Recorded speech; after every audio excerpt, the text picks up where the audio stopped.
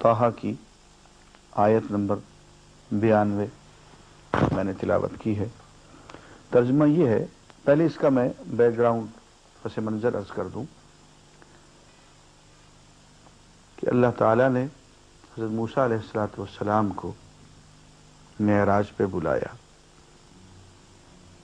اور ان کو الواح، تختیاں، احکام، 10 کمانڈمنٹس دی۔ اس دوران ایک شخص جو کہ بہت ہوشیار تھا اور وہ مختلف قسم کی حیران کن حرکات کیا کرتا تھا، اس نے سونے کا بچڑا بنایا اور اس کی پوجا شروع کرا دی۔ حضرت ہارون نے قوم کو روکا، سمجھایا۔ کچھ لوگ باز آ گئے، کچھ لوگ باز نہ آئے۔ حضرت موسیٰ جب واپس آئے تو انہوں نے دیکھا کہ ان کی قوم کے کچھ لوگ بچڑے کی پوجا کر رہے ہیں، تو انہوں نے سیدنا ہارون کے ساتھ سختی کی، ڈانٹا، بلکہ جیسے کہ قرآن کے الفاظ سے معلوم ہوتا ہے کہ ان کو سر سے پکڑ لیا اور جھنجھوڑنے لگے۔ حضرت ہارون کا جو جواب ہے وہ ان کے الفاظ میں سنیے۔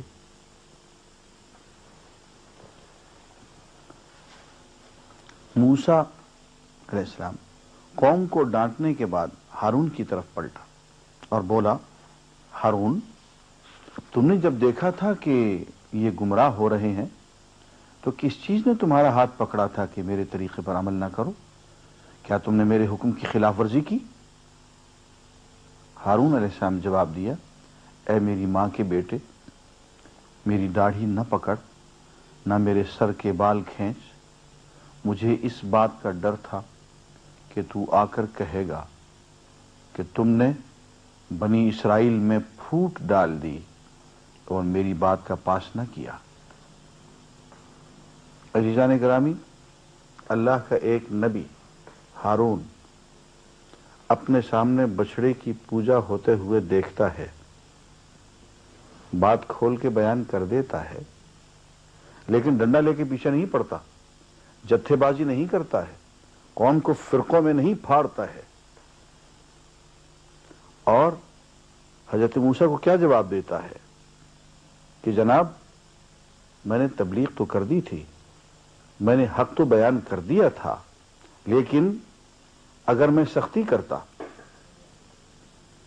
اگر میں جتھے بندی کرتا، اگر میں کفر کے فتوے جھاڑتا تو جناب والا آپ ہی مجھے کہتے کہ فرقت بین بنی اسرائیل، کہ ہارون تو نے بنی اسرائیل کو فرقے فرقے، ٹکڑے ٹکڑے بنا دیا اور میری امت کا ستیہ ناش کر دیا۔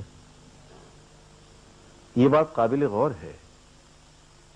کہیں ایسا تو نہیں کہ ہم لوگ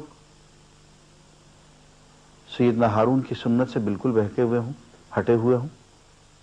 اگر ایک نبی بچڑے کی پوجا کو برداشت کر سکتا ہے اور فتوے بازی نہیں کرتا ہے اور قوم کو ٹکڑے ٹکڑوں میں تقسیم نہیں کرتا ہے، تو ہمیں کیا ہو گیا ہے کہ ذرا ذرا سی بات پہ، معمولی معمولی باتوں پہ ہم آپس میں الجھ جاتے ہیں؟ کہاں گنجائش ہے اس بات کی قرآن میں اور سنت میں؟